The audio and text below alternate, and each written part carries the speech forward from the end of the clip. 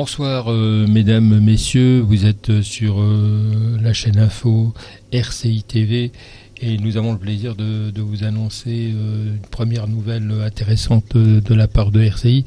C'est toute entreprise qui développe une nouvelle activité sur Sedan. Eh bien, nous leur proposons un reportage gratuit pour les booster dans leur future activité. Donc, vous êtes intéressé, n'hésitez pas à reprendre contact avec nous. C'est une volonté d'intérêt général. Alors, autre information qui nous est arrivée, c'est une macabre découverte qui a eu lieu samedi. Cette macabre découverte est bien faite par des pêcheurs de l'association Soleil Levant. Et donc, ce samedi dernier, lors de l'opération Rivière Propre, il y a eu donc des découvertes au niveau du bâtiment de la Pantoufle ardennaise. Alors qu'avons-nous pu constater, d'après ce que certains ont donc indiqué, à l'intérieur une bonne dizaine d'animaux morts, dont un renardeau, un ragondin, 3 écureuils, un canard, plusieurs martres, une tête de brochet, une chouette, ou encore 4 têtes de chevreuil. Ces bêtes avaient été congelées et étaient donc destinées vraisemblablement à la taxidermie puis à la vente. Les agents de la police municipale de Sedan ont été prévenus, certains des animaux retrouvés étant des espèces protégées comme la chouette. Ils ont prévenu la société de chasse. Alors voilà les dernières informations que nous avons eues et qui montrent quand même qu'il y a encore des choses qui se passent qui ne sont pas normales. Voilà, alors vous verrez donc dans notre reportage de dimanche l'interview avec l'entraîneur monsieur Uzeil, Nicolas, qui a bien voulu nous accepter donc une interview, et nous retrouverons également la Foroute dans quelques instants. Voilà qui referme le chapitre exactement à minuit 52. Vous êtes sur RCI.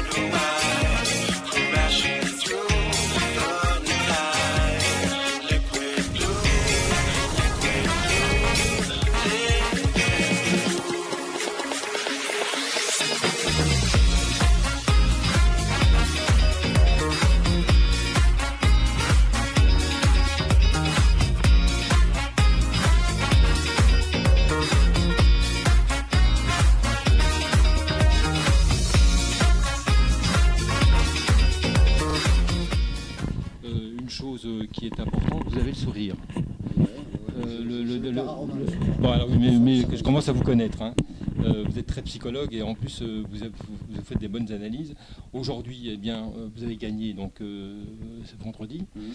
Quelle est la perspective au niveau du futur? Étant donné que tout bouge actuellement, tout est modulable, on est en train de gagner. Vous êtes sur une pente ascendante. Ouais. Quelle est votre analyse là-dessus? L'analyse, elle est toute simple. Hein. Depuis quelque temps, on a arrêté de se fixer des objectifs à moyen terme ou à long terme. Donc simplement, depuis quelques semaines, le but du jeu, c'est de rattraper l'équipe qui est juste devant nous. Ça a été fait avec Épinal la semaine dernière. Oui. Là, on a eu le bonheur, par rapport aux différents résultats, de passer devant Belfort. Donc la prochaine étape, c'est de passer une autre équipe. En l'occurrence, celle qui est accessible pour nous aujourd'hui, c'est Pau. Il y a Créteil qui a 3 points. Donc on va simplement se focaliser là-dessus, et la meilleure des choses à faire, c'est donc de préparer le match, la réception des Herbiers dès vendredi. Actuellement, le mental est là, vous êtes sur une série de victoires.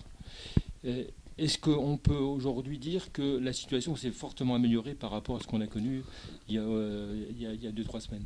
Oui, il faut, si on remonte avant le match de Chambly, c'est clair que la situation est beaucoup plus positive. Les chiffres parlent d'eux-mêmes.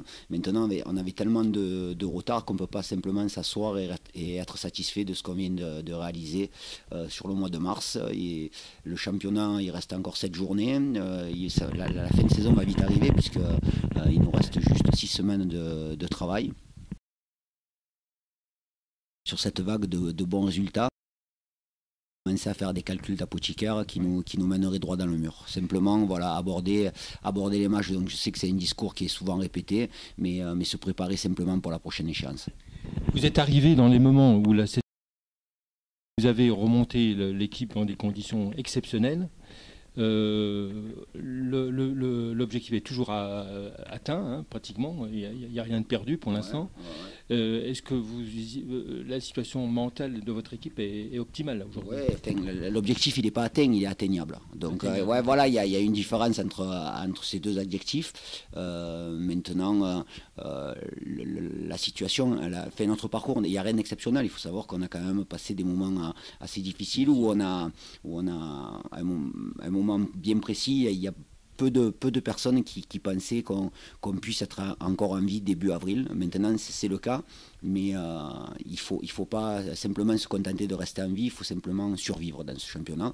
Et donc, il faut enchaîner. Le mental des joueurs est présent, puisque on vient de réaliser des performances qui prouvent que ce groupe-là n'a pas lâché, mais il faut mettre en avant simplement la qualité de ce groupe sur le plan mental. Et il y a beaucoup de joueurs qu'on pensait plus utilisés, qui ont été utilisés ces dernières semaines. Ça prouve bien qu'on a besoin de la totalité du groupe dans des échéances qui sont déterminantes.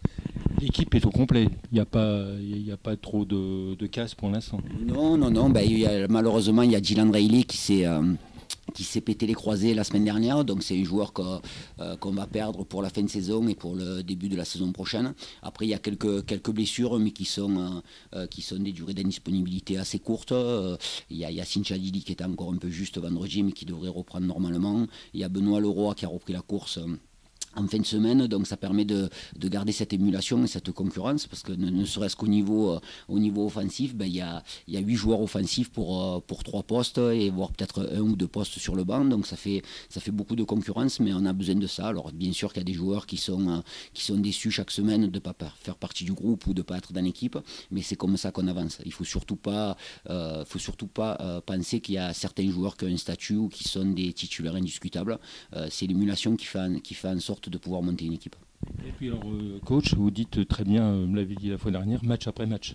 Ouais, après ça, je pense que c'est le discours. C'est aujourd'hui, on est dimanche, il y a beaucoup d'émissions sportives qu'on va tous regarder cet après-midi. Donc c'est un discours qu'on entend répéter, quels que soient les championnats, que ce soit en Ligue 1, en Ligue 2 ou même en DH, match après match. C'est une formule que les journalistes n'aiment pas trop, mais on est bien obligé d'être dans cette philosophie. Coach, merci de nous avoir reçus. Pas de problème. Merci bien. Pas de problème. Merci à vous.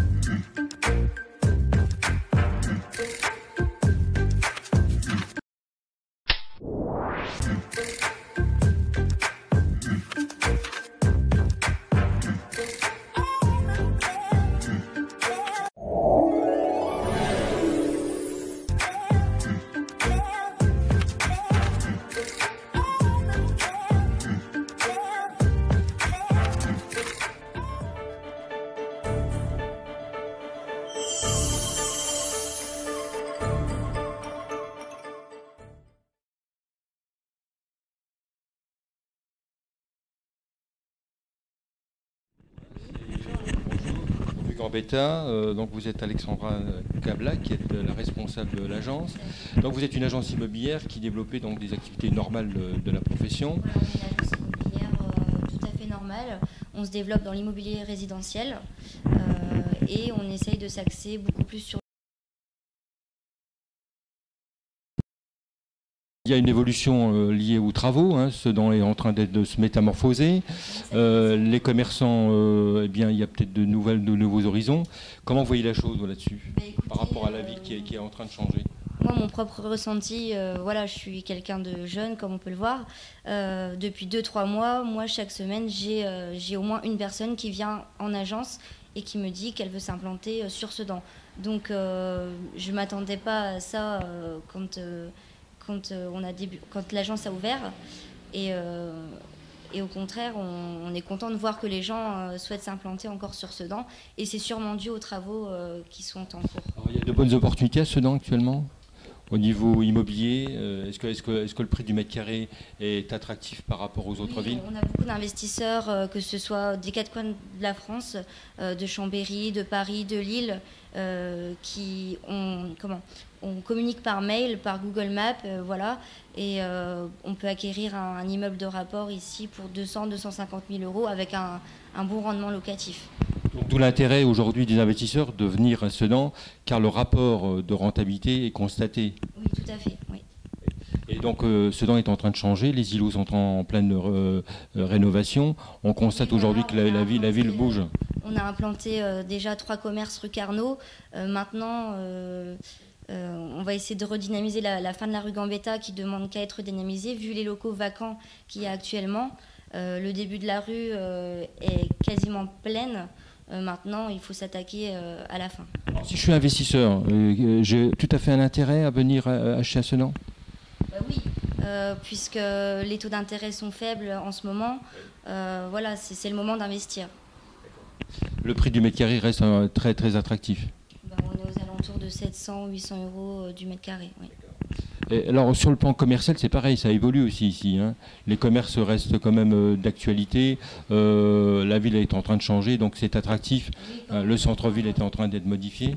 Le centre-ville est en train d'être modifié. On va avoir une belle fontaine place Crucy.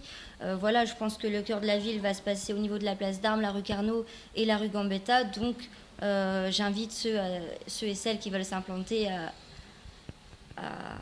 à venir, voilà. Alors écoutez, pour être clair, c'est Turenne Imo, donc vous êtes Alexandra Cabla, vous êtes la responsable de l'agence, et on peut vous joindre à quel numéro de téléphone? Alors au 07 68 00 31 19.